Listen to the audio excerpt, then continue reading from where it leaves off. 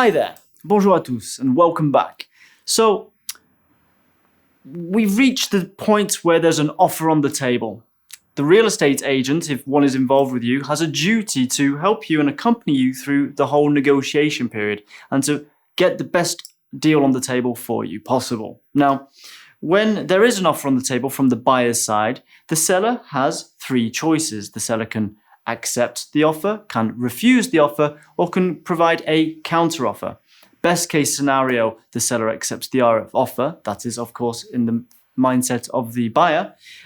Usually that happens when the offer is very good or the seller is in an urgency to sell.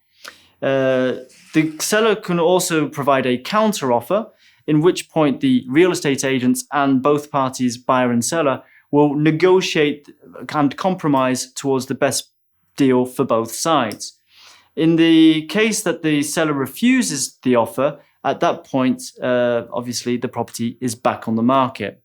Now, it's important to note that when a buyer puts an offer on a property, the property is considered off the market until the seller responds. Now, any clients that have already viewed that same property beforehand have the opportunity also to put an offer on the property, but no other offers from new clients can be put towards the seller. Why? Because the property is considered off the market. But as soon as the seller responds to the buyer, now whether it's a counter-offer or a refusal, in those two cases, the property is now considered back on the market because the ball is in the buyer's court. So it's a bit of to and fro, basically, the negotiation when we're going through counter-offer to counter-offer.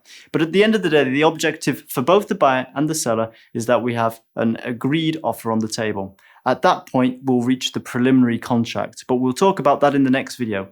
Until then, feel free to like and subscribe. Thank you.